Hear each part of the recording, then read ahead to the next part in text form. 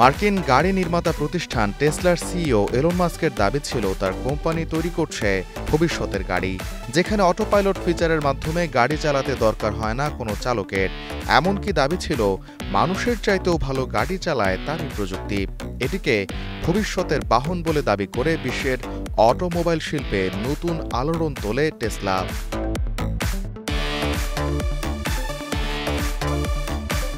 অত্যাধুনিক যে প্রযুক্তি ছিল টেসলার গর্ব, এবার সেখানেই যেন হোঁচট খেল প্রতিষ্ঠানটি। অটোপাইলট প্রযুক্তির ব্যর্থতায় ঘটা এক দুর্ঘটনায় দায় নিয়ে গুনতে হচ্ছে জরিমানা।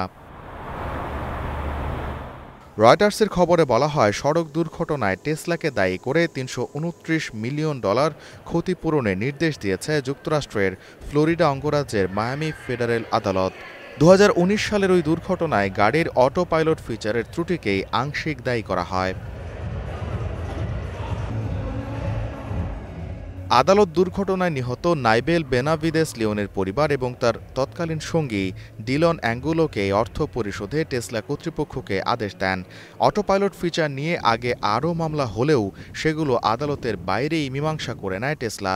তবে প্রথমবার পূর্ণাঙ্গ বিচারে আদালত এই বিপুল অর্থদণ্ড দিল প্রতিষ্ঠানটিকে।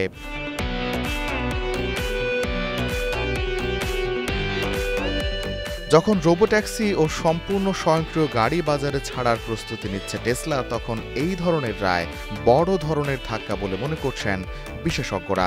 বিক্রিতে ধস নেমে গেল মাসেই 1 দশকের মধ্যে সবচেয়ে বড় অর্থনৈতিক ক্ষতির মুখে পড়ে প্রতিষ্ঠানটি। এলন মাস্কের রাজনীতিতে জড়ানোর ফলে গেল 1 বছরে বহুবার শেয়ার বাজারে উত্থান পতন দেখেছে টেসলা। তবে প্রযুক্তিগত ব্যর্থতার ফলে বিনিয়োগকারীদের আস্থা হারানোর শঙ্কায় এখন এলন মাস্ক।